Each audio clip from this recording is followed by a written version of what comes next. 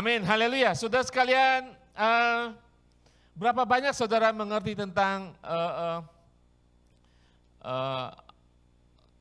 ada mainan ketika disusun, ya seperti orang bilang domino efek gitu ya, disusun berdiri, saudara yang menangani anak kecil pasti tahu ya, disusun terus didorong satu jatuh-jatuh semuanya, ya kan? Ya itu seperti chain reaction, ya reaksi berantai, ya. Saudara tahu apa yang dilakukan para murid itu adalah chain reaction. Dimulai dari 12 orang, mereka keluar, mungkin jadi 24, kemudian bertambah lagi sampai hari ini saudara dan saya ada di tempat ini karena mereka mau membayar harga. Dan terjadi reaksi-reaksi yang menerus sampai hari ini, sampai kedatangan Tuhan Yesus. Amin. Haleluya. Itu karya daripada Rasul. Rasul adalah orang yang dipanggil langsung oleh Tuhan Yesus. Kita sudah memulai seri khotbah ke-12 Rasul, dan hari ini kita masuki yang kedua. Minggu lalu berbicara tentang siapa? Yakobus. Berapa banyak diberkati oleh Yakobus? Firman Tuhan tentang Yakobus. Amin, haleluya, kita membayar harga. Hari ini kita berbicara tentang seorang hamba Tuhan, Rasul Tuhan, namanya Andreas. Saudara kenal Andreas? Enggak terlalu kenal ya. Yakobus kita tahu. Yang paling saudara kenal siapa? Petrus. Siapa lagi? Yohanes. Bartolomeus. Ada yang kenal Bartolomeus? Nggak terlalu kenal juga ya. Ya yang kita tahu memang cuma Petrus, Yakobus, Yohanes, karena mereka 3 orang yang paling dekat dengan Tuhan. Inner circle, yang paling dekat dan selalu diajak Tuhan Yesus kalau ada hal-hal penting yang Tuhan Yesus ingin lakukan. Getsemani, ketika Tuhan Yesus berubah menjadi keilahiannya di Bukit Transfigurasi, 3 orang. Andreas, nggak terlalu terkenal. Padahal Andreas, nanti saya akan lihat, Andreas bukan orang sembarangan ya. Dalam hal kehidupan rohani, imannya ya. Memang dia tidak populer dan dia tidak mencari popularitas dalam kehidupannya. Boleh dikatakan Andreas, saudara tahu dia adalah saudara Petrus. Tetapi hidupnya adalah di bawah bayang-bayangan daripada Petrus. Pelayanannya di bawah bayang-bayang daripada saudaranya seorang Petrus. Saudara nggak enak ya hidup bayang-bayang di bawah bayang-bayangan seseorang ya. Apalagi ketika saudara bisa berkarya luar biasa, yang mendapat pujian adalah orang lain. Enak apa enggak? Apalagi zaman sekarang adalah zaman narsisisme. Saudara selalu mengharapkan like kan? Iya kan? Zaman sekarang narsisisme, orang mencari popularitas. Ketika saudara melakukan karya yang sama, yang lebih terkenal teman saudara mungkin merasa nggak enak. Andreas mengalami seperti saudara dan saya. Siapa Andreas? Mungkin kalau Andreas ingin nanti kita lihat, Andreas merupakan seorang yang luar biasa. Dia adalah murid pertama yang dipanggil, the first call, yang pertama dipanggil. Kita lihat data-data daripada Andreas, boleh tampilkan slide-nya, data daripada Andreas. Andreas lahir di Bethsaida, merupakan kota pelabuhan perikanan ya di daerah Palestina sana. Danau Galilea atau Danau Tiberias, ada di atas bagian utara ada kota namanya Bethsaida. Mereka, Andreas dan Petrus adalah nelayan-nelayan di sana. Bapaknya namanya Jonah ataupun Yunus, kita tahu bahasa Indonesia, ibunya Yohana, saudaranya Simon Petrus. Andreas sebenarnya namanya adalah bahasa Yunani, saudara. Satu-satunya murid Tuhan Yesus yang nama Andreas itu bukan nama Ibrani. Andreas itu nama Yunani, bahasa Yunani yang artinya macho, manly, ya jantan, yang kuat atau brave, berani. Keunggulannya ini saudara perhatikan, dia adalah orang yang sangat antusias tentang Mesias, tentang Yesus. Yang kedua, dia adalah orang yang sangat relasional, hidupnya itu selalu berhubungan dengan Mesias dan menginginkan orang berhubungan dengan Mesias. Dia mati sebagai martir. Kita akan lihat nanti karakter daripada Andreas, bagaimana kehidupannya sebagai Andreas. Nah, sekedar sebelum saya bandingkan, Petrus, sementara Petrus, saudaranya lebih ngetop saudara, lebih banyak pelayanan. Kalau saya tanya saudara ya, kalau saudara punya saudara kandung, kakak, adik ya, saudara mengerti karakter saudara kan? Saudara kandung saudara mengerti karakter mereka kan? Ya kan? Kalau misalnya siapa punya adik, saudara tahu karakter adik saudara. Punya kakak perempuan, saudara tahu karakter kakak perempuan saudara. Demikian Andreas sebenarnya dia pasti tahu karakter Petrus. Kenapa saya katakan ini? Karena Andreas orang yang pertama kali dipanggil Tuhan Yesus. Dia tahu suatu saat Petrus saudaranya akan lebih ngetop, Petrus akan lebih hebat dalam pelayanan di dalam pengikut-pengikut Tuhan hari-hari berikutnya. Tetapi Andreas selalu kalau saudara lihat, selalu namanya selalu dihubungkan dengan Petrus. Ketika Andreas disebut, ada murid Tuhan namanya Andreas, dia adalah saudara Petrus. Sepertinya nama Andreas harus disebut bersamaan dengan nama Petrus. Saudara pernah baca Injil selalu kan? Ada seorang rasul namanya Andreas, dia adalah saudara Simon Petrus. Dia hidup, bahkan namanya sendiri disebut, harus memakai referensi daripada nama Petrus.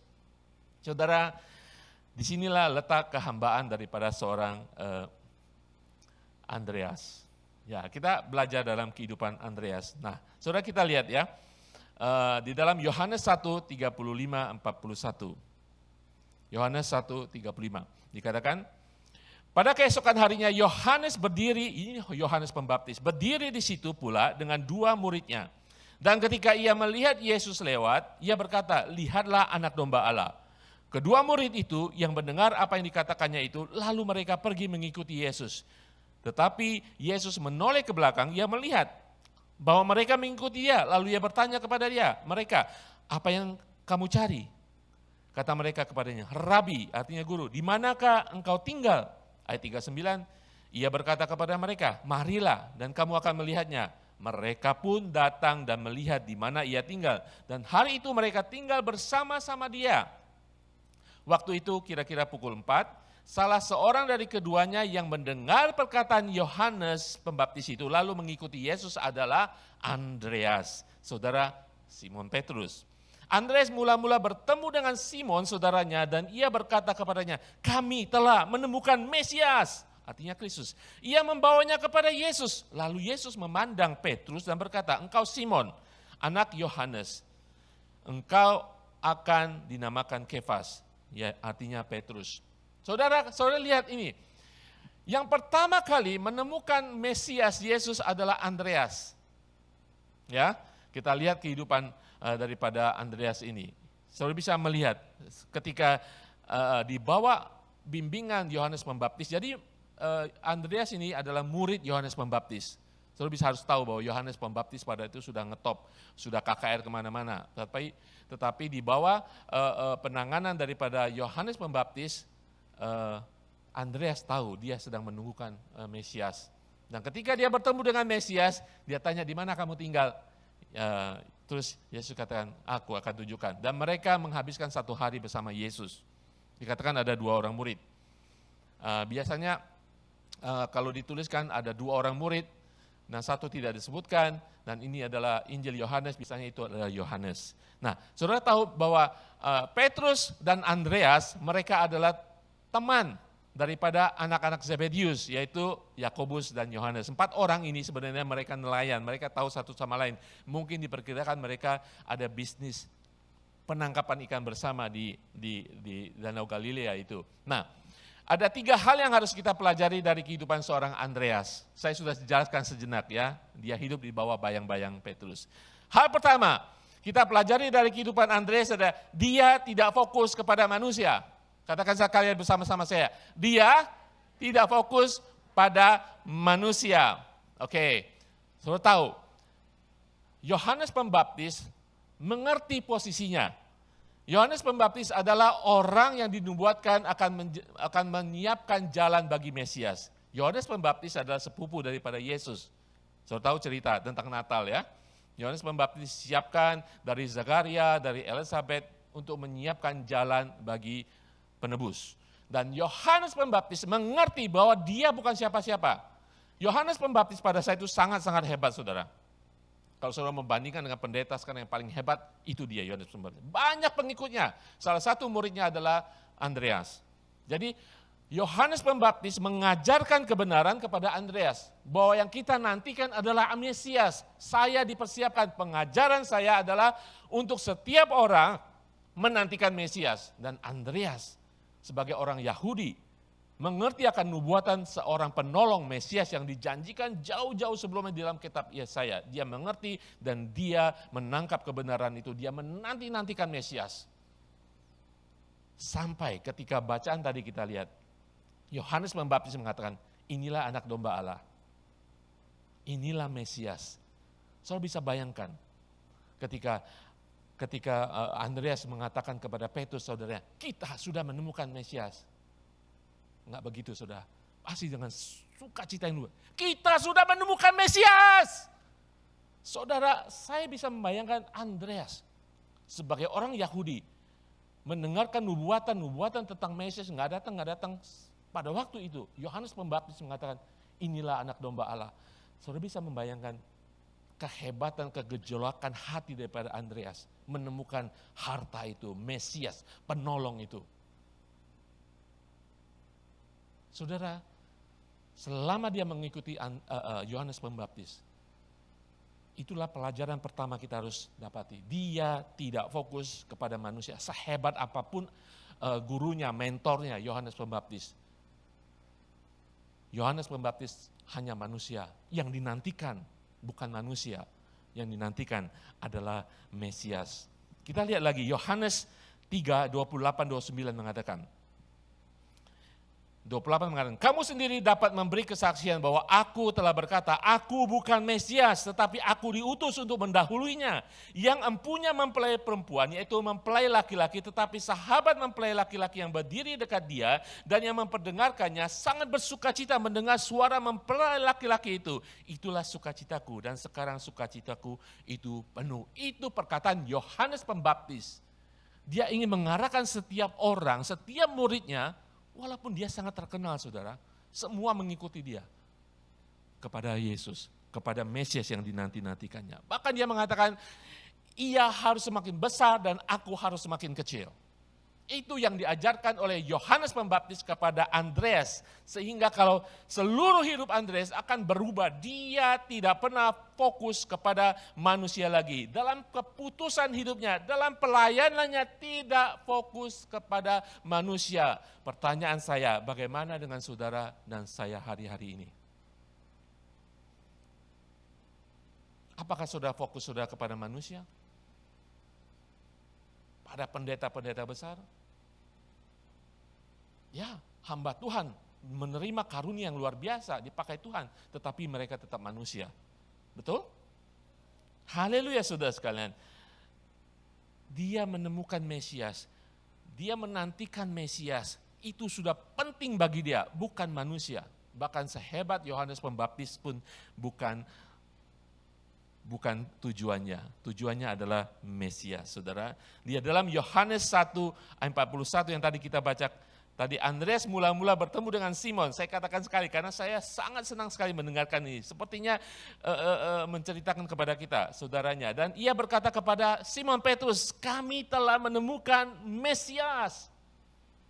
Pertanyaan saya, apakah saudara sudah menemukan Mesias dalam kehidupan pribadi saudara?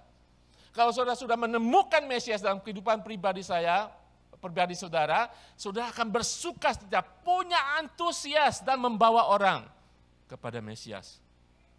Saudara tidak memandang manusia lagi. Saudara tidak berfokus kepada manusia lagi. Andreas tidak berfokus kepada manusia.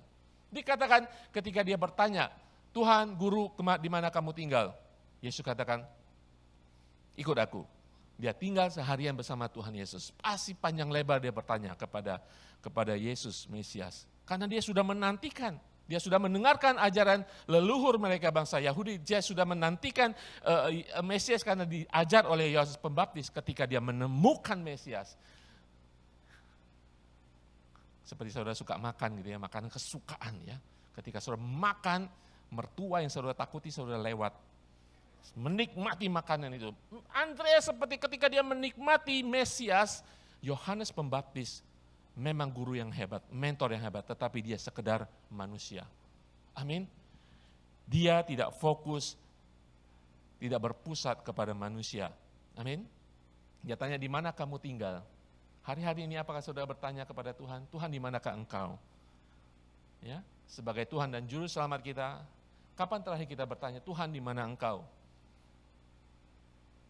Tuhan ada dalam kehidupan kita. Yang kita tidak ada adalah kehidupan roh yang mencari Tuhan senantiasa.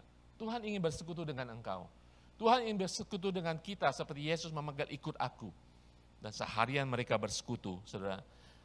Kita punya mentor, ya saudara mungkin punya pemimpin di sini, kita menghormati mereka, kita belajar dari mereka, tetapi mereka bukan objek pemujaan kita. Ingat, hamba Tuhan, sehebat apapun, terurapi, bisa menyembuhkan, bisa bernubuat, tetapi mereka tetap manusia. Mereka bukan objek penyembahan kita. Amin. Harus clear bahwa fokus kita, pusat kita bukan manusia, tetapi Yesus. Amin. Warning, peringatan buat kita, warning. Kita harus, yang menjadi kendala kita untuk datang kepada Kristus, di mana engkau tinggal Tuhan? Karena kita sering fokus kepada kebesaran ataupun kekurangan seseorang. Amin. Betul? Kita mengagumi kebesaran seseorang, seorang hamba Tuhan dipakai luar biasa. Kita ikuti, wah, ya kan? Follow. Nggak tahu berapa orang saudara follow. Beberapa waktu lalu kita sering ada hamba-hamba Tuhan yang besar ya. Ketika hamba Tuhan besar, terkenal dari Indonesia datang, gereja penuh. Ketika nggak ada lagi, ya balik lagi. Stok lama.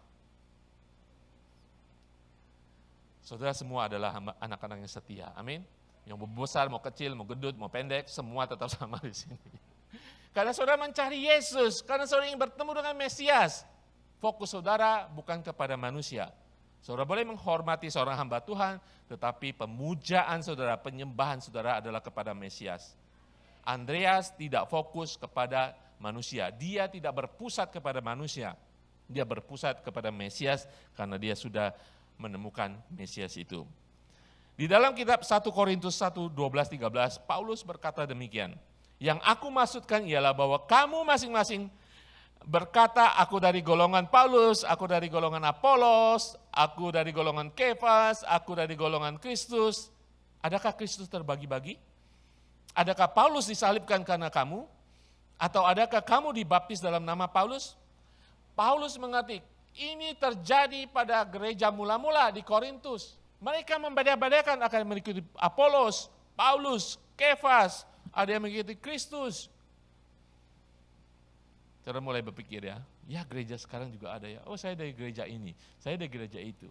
Gerejamu kurang hebat, gerejamu penyembahannya nggak masuk ke dalam roh. Kita tidak tahu, kita tidak bisa menghakimi hati seseorang ketika mengikuti Tuhan. Amin. Ketika mereka menemukan Yesus, Andreas saudara tidak terkenal. Saya sudah katakan dia tidak terkenal. Hanya beberapa ayat dalam firman Tuhan yang menyebut nama Andreas dan itu ketika disebut dihubungkan dengan Petrus. Seakan-akan harus nebeng Petrus baru kita kenal, oh Andreas. Dia tidak terkenal. Tetapi ketika dia menemukan Mesias, segala-galanya berubah.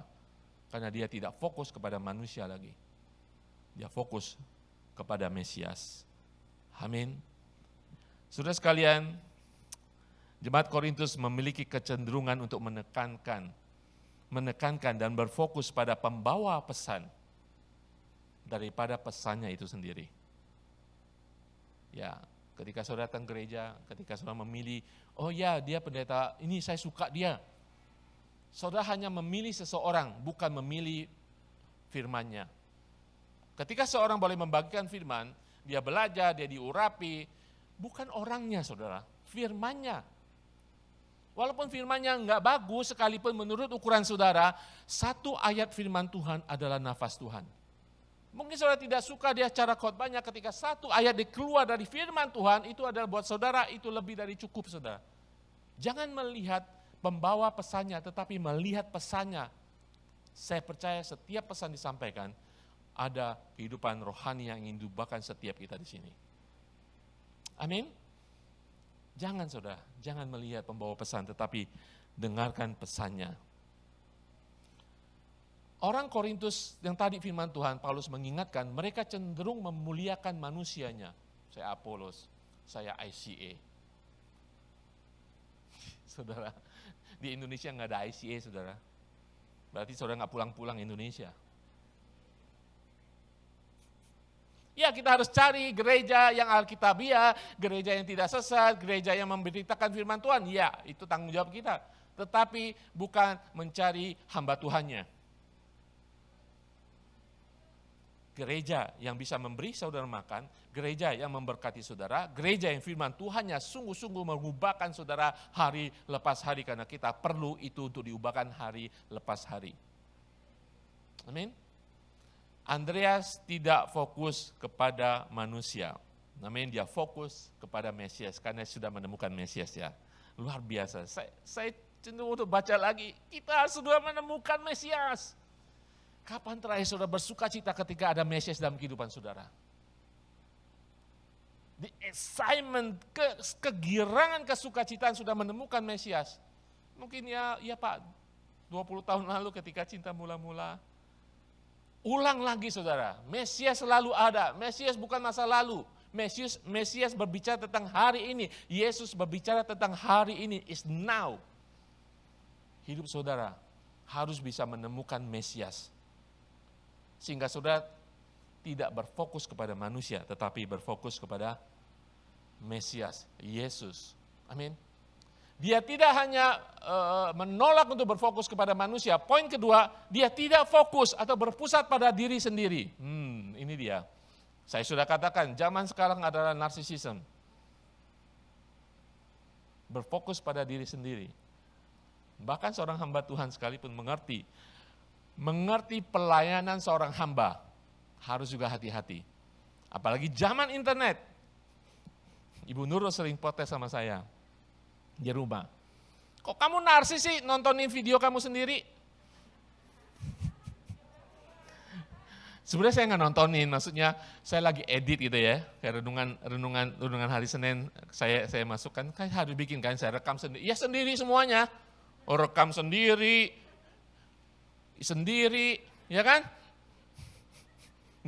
Baju sendiri, habis itu edit kan? Edit sendiri, habis itu nonton sendiri kan supaya bagus. Tapi itu bukan narsisisme karena perlu saudara, tetapi maksud saya hati-hati. Zaman sekarang, di mana internet ya, di mana video itu banyak berbicara daripada buku, daripada audio. Hati-hati, narsisisme.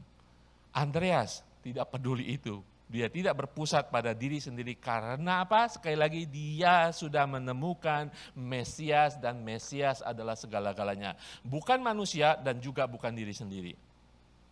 Dia nggak terkenal nggak apa-apa, padahal dia orang yang membawa Petrus. Dia tidak terkenal nggak apa-apa, padahal dia orang yang pertama dipanggil oleh Tuhan. Dia tidak terkenal nggak apa-apa, padahal dia orang yang pertama kali yang menemukan, yang bersuka cita dengan Mesias yang ditemukannya, dia memberitakan kepada orang lain.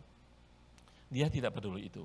Di dalam Matius 10 ayat 2 mengatakan, inilah nama ke-12 murid itu. Pertama Simon. Kalau manusia ya, saya nemuin dia, kenapa nama saya nggak disebut dulu ya? Benar kan? Pernah nggak saudara mengalami itu? Pertama Simon yang disebut Petrus dan Andreas saudaranya. Dan Yakobus anak Zebedius dan Yohanes saudaranya. Saya sudah katakan bahwa dia hidup bahkan tidak hanya di bawah bayang-bayang daripada Petrus. Namanya, referensinya harus dikenakan dengan Petrus, saudara. Dia bukan seorang yang mungkin saudara cari hari-hari ini. Andreas bukan orang yang saudara cari. Saudara cari siapa pendeta? Oh, dia hebat. Pengikutnya banyak, followernya banyak. Subscribernya banyak. Andreas, zero. Tapi lihat kehebatan Andreas karena dia menemukan Kristus. Kita belajar. Yang tadi dia tidak fokus kepada manusia, seterkenal apapun. Dia tahu bahkan Petrus saudaranya pasti akan terkenal lebih daripada dia. Karena Petrus berbeda karakter, dia tidak fokus juga pada dirinya sendiri. Dia tidak pity party nih. Dia tidak merasa, oh saya mestinya nomor 1, kenapa enggak saya? Ya, peringatan buat kita, warning saudara. Dalam apapun yang kita lakukan, sama sekali bukan tentang kehebatan kita. Ini adalah tentang kehebatan dan kebesaran Yesus Mesias. Amin. Dia orang yang pertama dipanggil. Seharusnya dia mendapat sorotan, dia mendapat kedudukan. Tapi dia tidak pedulikan itu, karena Mesias, Yesus lebih penting dari segalanya. Amin, saudara. Sekarang tes buat kita semuanya. Tes buat kita. Apakah Yesus bertambah-tambah dalam kehidupan saudara? Atau saudara bertambah-tambah dalam kehidupan saudara? Apakah saudara baik-baik saja? Oke. Ketika saudara tidak dihargai, dipuji, dan diakui. Apakah saudara baik-baik saja ketika orang lain yang mendapat pujian? Apakah saudara baik-baik saja ketika saudara bekerja di belakang layar? Apakah benar-benar kita hanya memiliki like? Saudara, ada seorang musisi yang terkenal, dia mengatakan begini, jangan bekerja untuk dikenal, tetapi lakukan pekerjaan yang dikenal orang. Beda, saudara. Jangan melakukan pekerjaan untuk kita dikenal, tetapi lakukan sesuatu karya, misi, pekerjaan, dan pekerjaan ini menjadi terkenal. Itu apa yang dilakukan Andreas. Ada firman Tuhan mengatakan, setiap kita, mari kita bersinar dan berbuat baik, supaya kita dikenal, supaya Allah Bapa dipermuliakan. Saudara, saya percaya ketika Tuhan memberikan karunia bersinar sampai silau semua orang, dan orang tidak bisa melihat saudara. Nah, orang melihat Yesus. Amin. Lakukan pekerjaan pelayanan saudara dikenal orang, bukan saudaranya dikenal. Itu yang dilakukan oleh Andreas. Dia melakukan luar biasa, tetapi dia tidak dikenal. Karena dia tidak fokus kepada diri sendiri. Amin. Perhatikan saudara. Di dalam Matius 25 ayat 15. Yang seorang diberinya 5 talenta, dan yang seorang lagi berapa? 2. Dan seorang lain lagi 1, masing-masing menurut kesanggupannya, lalu ia berangkat. Ini cerita tentang kerajaan Allah. Ada yang diberi 5 talenta, 5 kebisaan. Ada yang 2 kebisaan. Ada yang 1, tapi semuanya pergi melayani. Yang mendapat 1 talenta. Jangan sampai kenapa dia dapat 2, kenapa dia dapat 5. Tuhan tahu rencananya, Tuhan tahu kapasitas saudara, dia tahu kemampuan kita semuanya. Andreas tahu posisinya. Ketika dia fokus kepada Tuhan dan tidak kepada manusia dan tidak kepada dirinya sendiri, dia tidak komplain saudara. Dia tidak berkecil hati. Seringkali kita berkata, Tuhan mengapa sih begini, mengapa saya yang dikorbankan? Andreas tidak pernah berkata begitu. Karena dia fokus kepada Tuhan dan tidak berfokus kepada dirinya sendiri. Haleluya saudara. Saya percaya semua kita punya talenta. Amin. Berbuat baiklah bagi kemuliaan Tuhan. Bersinarlah bagi nama Tuhan. Bukan nama kita. Andreas fokus berpusat tidak pada dirinya sendiri. Amin. Ketika dia sudah menemukan Mesias, saudara, ketika dia sudah menemukan Mesias, semuanya berubah. Tidak ada satu pun bisa menghalangi dia untuk memuliakan nama Tuhan. Ketika kita menerima talenta, kadang-kadang kita membandingkan, ya 1, 2, 5. Kita membandingkan, saudara. Apa yang dikatakan Rasul Paulus? Kita baca 2 Korintus 10, 12 mengatakan, memang kami tidak berani menggolongkan diri kepada satu atau membandingkan diri dengan orang-orang tertentu yang memujikan diri sendiri. Mereka mengukur dirinya dengan ukuran mereka sendiri dan membandingkan dirinya dengan diri mereka sendiri. Apa dikatakan Rasul Paulus? Alangkah bodohnya mereka. Saudara, Andreas bisa menghindari fokus kepada kemampuan diri sendiri, pengakuan atas diri sendiri. Dia fokus kepada Yesus yang memberikan karunia yang berbeda-beda kepada kita semua. Amin. Miliki kerendahan hati, jauhi kesombongan, sehingga saudara tidak berpusat pada diri sendiri. 1 Petrus 5 ayat 6 mengatakan, karena itu rendahkanlah dirimu di bawah tangan Tuhan yang kuat, supaya kamu ditinggikan pada waktunya. Amin. Haleluya. Saudara tahu apa yang terjadi dengan kehidupan Andreas? Ketika Tuhan Yesus sudah bangkit ke surga, dia melayani, 12 murid melayani, termasuk Andreas. Saudara tahu, saya membaca biografinya, cerita sejarah gereja, dia melayani sampai ke Rusia, sampai ke Ukraina. Saudara, Ukraina tahu? Hari-hari ini beritanya perang, ya kan? Ibu kota Ukraina adalah Kiev. Ada cerita bahwa Andreas sampai ke satu bukit, dia bernubuat atas satu kota namanya kota Kiev yang sekarang. Dulu masih belum terkenal, belum ada apa-apa. Dia menancapkan salibnya, dia bernubuat bahwa kota itu akan menjadi kota dimenangkan. Nah, kota itu sampai sekarang, sebagian dari Rusia ada namanya Kristen Ortodok sampai hari ini.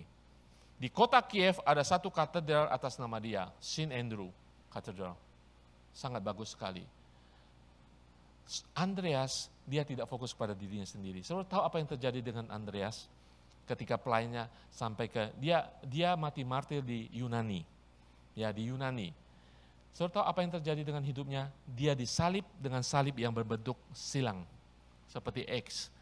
Seperti halnya saudaranya Petrus tidak mau disalib seperti salib Tuhan. Petrus disalib dengan bentuk terbalik.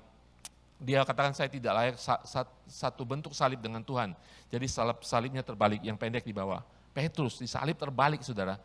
Andreas sama, ketika dia menemukan Mesias, dia tidak mau disalib dengan yang sama. Dia disalib dengan bentuk X. Lebih parah lagi Andreas, saudara. Dia disalib tidak dipaku, diikat, digantung 2 hari lamanya sampai dia mati. Apa yang terjadi, saudara? Ketika dia tidak mementingkan diri sendiri, dia tahu Mesias adalah Tuhannya. 2 hari disalib. Ketika disalib, saudara, dia masih menginjili orang-orang yang lihat menonton dia. 2 hari lamanya dia masih menginjili orang yang lalu lalang yang menonton dia sampai dia mati menembuskan nafas terakhir. Karena dia tidak fokus kepada diri sendiri. Dia tidak berpusat pada diri sendiri. Dia tahu dia sudah menemukan Mesias, dia ingin gregetan walaupun disalib, yang hampir mati dia tahu. Dia gregetan ingin membawa orang untuk bertemu dengan Mesias. Aku sudah menemukan Mesias. Saudara sekalian, kita belajar dari Andreas, kalau kita tidak fokus kepada manusia, kedua dia tidak fokus kepada dirinya sendiri, hal ketiga pasti akan terjadi. Hal yang ketiga, dia hanya fokus kepada kerajaan Allah. Dia hanya fokus kepada kerajaan Allah. Dimulai dengan antusias daripada kehidupannya menemukan Mesias yang dinanti-nantikannya. Segala sesuatu manusia bukan urusan dia lagi, dirinya bahkan dia tidak pikirkan lagi, dia hanya punya pikiran, pola pikiran kerajaan Allah, kerajaan Allah, kerajaan Allah. Andreas adalah orang yang telah menangkap dan memiliki Mesias, sehingga pola pikirnya adalah kerajaan Allah semata-mata. Apa itu pola pikir kerajaan Allah? Di sini kita melihat pola pikir kerajaan Allah, dia mengerti bahwa menjadi murid adalah memiliki hubungan dengan Mesias. Yang kedua, dan dia memiliki pola pikiran kerajaan Allah ketika dia menginginkan orang lain juga memiliki hubungan dengan Mesias. Maka saya katakan Andreas adalah orang yang relational.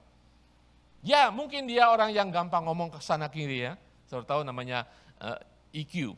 Ada IQ, pintar ya, tapi pendiam.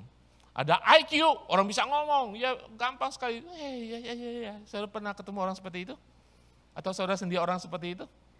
Ngajak sana, ngajak sini, ya. Tuhan bisa pakai orang yang punya IQ tinggi, punya IQ tinggi, tetapi harus mengerti pola pikiran kerajaan Allah, yaitu pola pikiran relasional. Kekristenan bukan agama, saudara. Kekristenan adalah berbicara tentang hubungan. Dan Rasul Andreas mengerti. Kenapa dia mengerti? Karena sudah menemukan Mesias. Sehingga pola pikirnya bukan dunia, bukan manusia, tetapi pola pikir kerajaan Allah, yaitu relasional. Dia memiliki hubungan yang terus-menerus dengan Tuhan.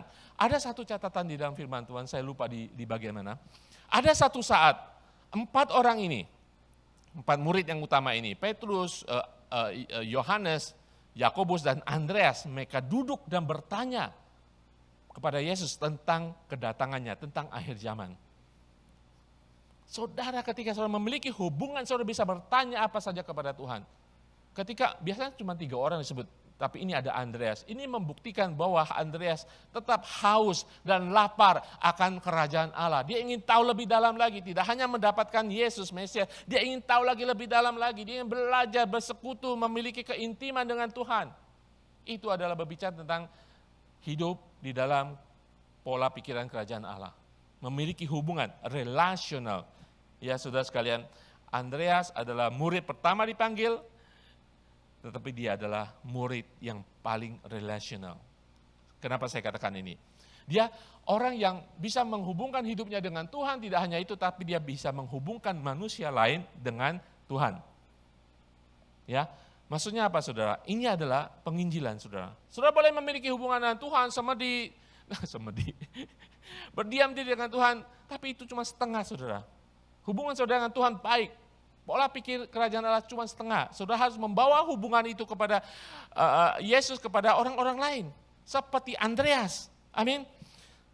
Faktanya, kita lihat ada 3 fakta bagaimana Rasul Andreas punya pola pikir kerajaan Allah. Tidak hanya dia berhubungan dengan Tuhan, relasional, tetapi dia inginkan orang-orang berhubungan dengan Yesus sendiri.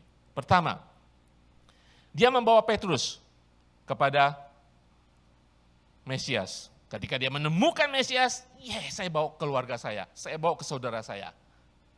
Familiar saudara? Mungkin ada Petrus-Petrus dalam kehidupan saudara yang saudara harus bawa kepada Mesias. Kita lihat bacaan kita dalam Yohanes 1:35-41 mengatakan, yang tadi kita baca, Andreas mula-mula bertemu dengan Simon ketika dia sudah menemukan Yesus. Saudaranya berkata kepadanya, kami telah menemukan Mesias. Ia membawanya, tidak hanya membawa berita keselamatan kepada Petrus saudaranya, tetapi dia membawa kepada Yesus. Yesus memandang kepada Petrus dan berkata, engkau Simon anak Yohanes, engkau akan dinamakan Kefas. Kita tidak tahu, memang waktu-waktunya Tuhan, tapi perkenalkan Mesias kepada Petrus saudara. Perkatakan Injil keselamatan. Kalau mereka mau dibawa, kita tidak tahu. Mungkin hari itu Tuhan akan memanggil engkau, Petrus, sekarang namanya menjadi Kefas. Amin. Itu adalah apa yang dilakukan oleh Andreas. Dia punya pola pikir kerajaan Allah. Amin. Saudara mungkin hari-hari ini mendengar ya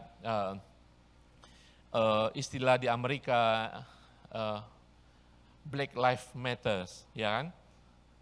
Karena mungkin ada rasis di Amerika tentang kehidupan orang-orang hitam dan sebagainya sehingga mereka berjuang. Ada istilah namanya Black Lives Matters. Tetapi bagi Andreas adalah Kingdom Life Matters. Kehidupan kerajaan Allah itu yang paling penting. Amin. Kingdom Life Matters. Dia tahu si Petrus ini suatu saat pasti lebih ngetop daripada saya. Petrus ini pasti menjadi pemimpin karena karakter dia mengenal. Tapi dia tidak peduli itu karena Kingdom Life Matters. Itu paling penting karena dia punya pola pikir kerajaan Allah.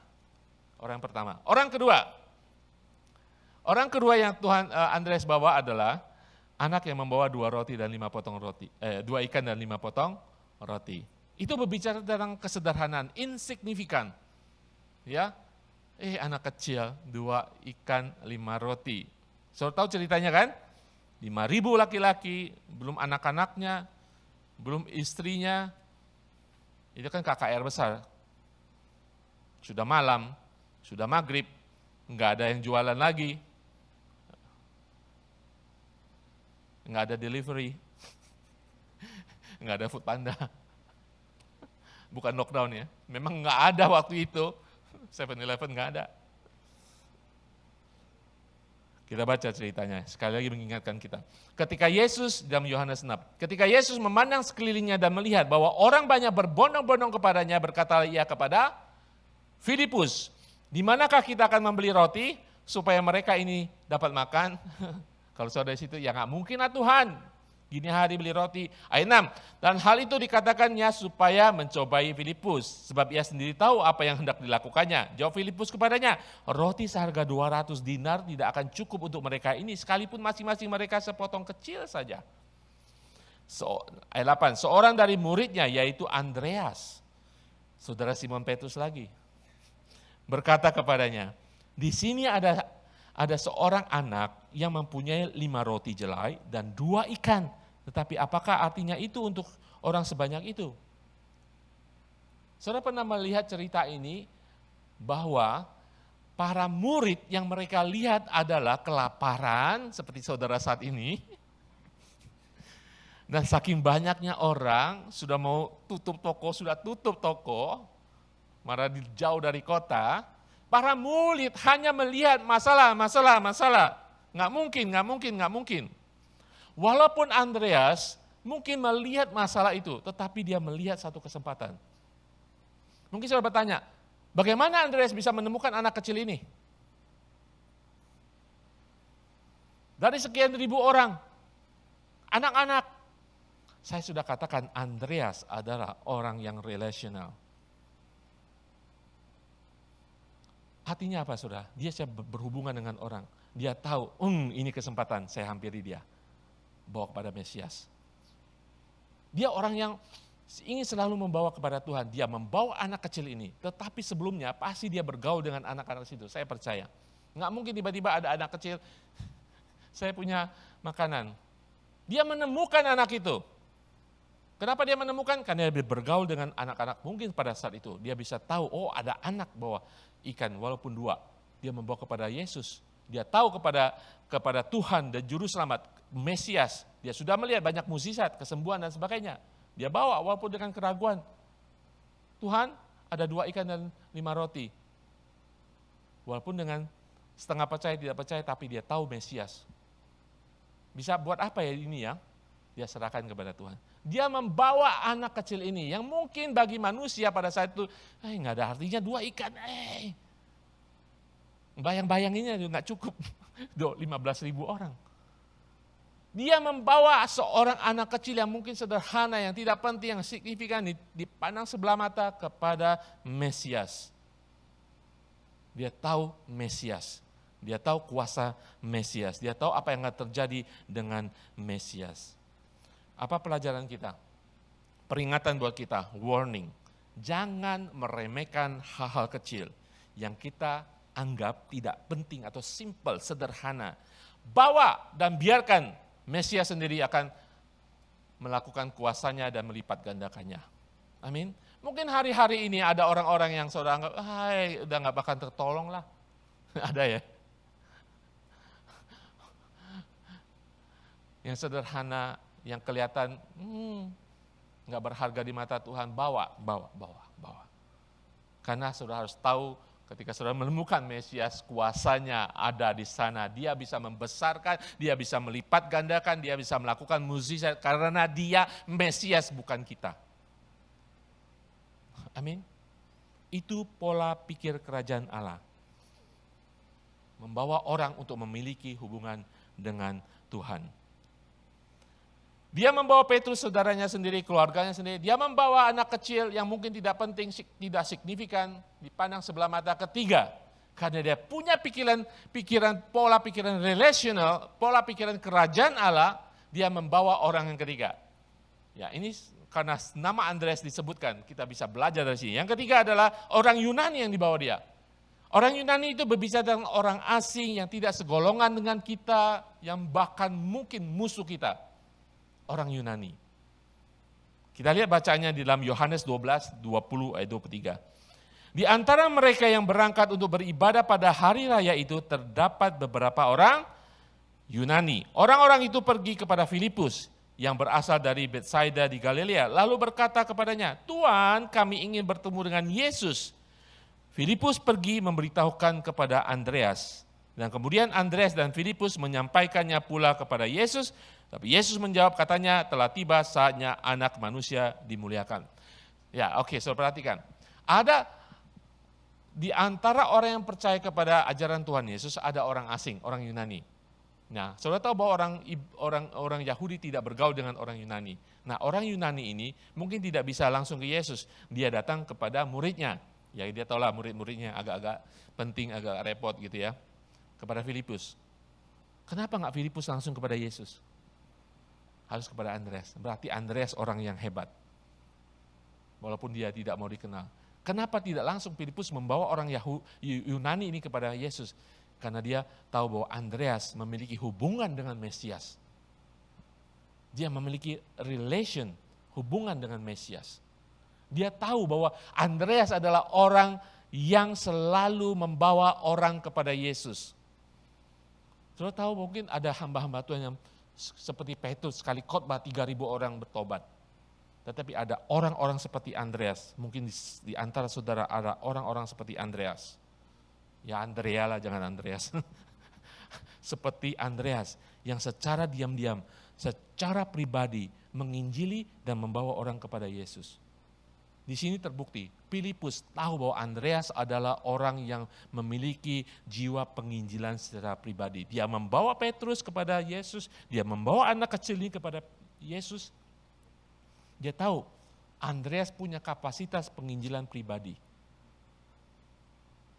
Dia membawa orang Yunani ini kepada Andreas dan Andreas bersama Filipus membawa kepada Yesus. Orang Yunani, sekali lagi berbicara tentang orang yang tidak segolongan dengan saudara. Orang asing kan, mungkin, karena Yunani asing bagi orang Yahudi. Saya nggak tahu siapa Yunani saudara pada saat ini. Tapi kita belajar hari ini, kita harus memiliki pola pikiran kerajaan Allah. Seperti Andreas. Memiliki hubungan yang terus-menerus dengan Tuhan dan menginginkan hubungan Yesus dengan orang-orang lain. Saudara sendiri, saudara kandung, keluarga saudara, orang-orang yang insignifikan, yang tidak penting, bahkan orang-orang asing dalam kehidupan saudara. Amin saudara, haleluya. Saudara, saya tutup dengan satu cerita. Ada seorang hamba Tuhan namanya D.L. Moody. D.L. Moody itu hamba Tuhan di Amerika yang sangat-sangat terkenal. Ya, banyak sekali firman-Nya, sampai sekarang masih ada khotbahnya, tapi dia sudah meninggal lama. Dia ada sekolah Alkitab dan sebagainya. Dia terlahir dari keluarga yang banyak sekali anaknya. Pada umur 4 bulan bapaknya meninggal. Ya, kemudian dia masih punya adik lagi. Ya, sebelum bapaknya meninggal, ibunya hamil lagi, punya adik 2. Miskin saudara. Dia harus mencari uang ke kota, walaupun mereka keluarga Kristen. Dia tinggal di rumah pamannya yang punya bengkel sepatu, pabrik tempat betulin sepatu gitu ya. Dia kerja di situ. Tapi pamannya mengatakan, kalau kamu kerja di sini, di umur 17 tahun sudah, dia katakan, kamu harus ke sekolah minggu. Ya bukan sekolah minggu kecil ya, sekolah yang sudah agak gede-gede. Kamu harus ke sekolah minggu. Di Moody, karena dia perlu uang, dia perlu menghidupi diri dia sendiri dan membantu ibunya, dia sekolah minggu. Di sekolah minggu, dia bertobat oleh karena guru sekolah minggu. Dan kemudian dia menjadi hamba Tuhan, pembicara yang luar biasa. Sampai hari ini, kalau saudara mengatakan D.L. Moody, dia orang yang terkenal. Karena apa saudara? Karena ada guru sekolah minggu yang memberitakan Injil. Dia tidak tahu D.L. Moody bakalan menjadi orang terkenal, orang hebat. Karena ada seorang paman yang mengharuskan, tanda petik, D.L. Moody yang masih remaja itu harus ke gereja. Saudara, hari-hari ini ketika saudara duduk sini mungkin ada Petrus, keluarga saudara ya yang belum mengenal Tuhan. Mungkin ada orang sekeliling saudara yang saudara menganggap sederhana, tidak penting dan sebagainya yang belum mengenal Tuhan. Mungkin ada orang-orang asing yang hari-hari ini akan saudara ketemui. Saudara sudah menerima Yesus, saudara sudah mengenal Mesias.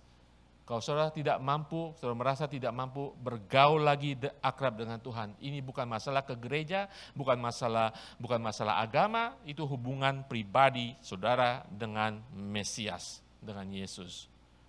Nah, sampai saudara menemukan itu seperti Andreas, saudara akan membawa, saudara menginginkan orang-orang memiliki hubungan dengan Mesias. Amin. Saudara belajar hari ini bahwa Andreas tidak berfokus kepada manusia, dia tidak berfokus kepada dirinya sendiri, fokusnya adalah kerajaan Allah. Memiliki pola kerajaan Allah. Hari-hari ini saudara dibutuhkan. Kita membutuhkan Andreas, ada amin? Karena orang-orang perlu melihat dan berjumpa dengan Mesias. Apakah itu Petrus dalam kehidupan saudara? Apakah itu anak kecil? Ataupun orang-orang Yunani? Amin saudara. Hari-hari ini, saudara dan saya dibutuhkan. Dan kita belajar, kita tidak perlu menjadi hamba Tuhan di tempat ini, menjadi terkenal untuk kita membawa orang-orang. Ya, puji Tuhan ketika Tuhan memberikan karunia, 5 talenta. Untuk saudara berdiri dan orang mendengarkan, orang bertobat, ribuan seperti Petrus, seperti Billy Graham. Ratusan ribu dalam pelayanan bertobat. Puji Tuhan kalau saudara dibangkitkan sebagai penginjil-penginjil besar. Tapi kita juga bisa menjadi alat kerajaan surga ketika kita seperti Andreas secara pribadi menginjili, membawa orang. Amin. Jangan pernah menyembah manusia. Jangan pernah menyembah diri sendiri. Punya pikiran kerajaan Allah. Kita belajar hari ini dengan seorang rasul namanya Andreas. Amin. Saudara belajar sesuatu hari ini? Tidak hanya belajar saudara harus bertekad. Karena, bukan Pak tekad. Saudara harus bertekad karena saudara sudah bertemu dengan Yesus. Saudara sudah menemukan Mesias. Saya ingin sekali lagi seperti Andreas, kita sudah menemukan Mesias. Saudara harus punya semangat itu, saya sudah menemukan Mesias.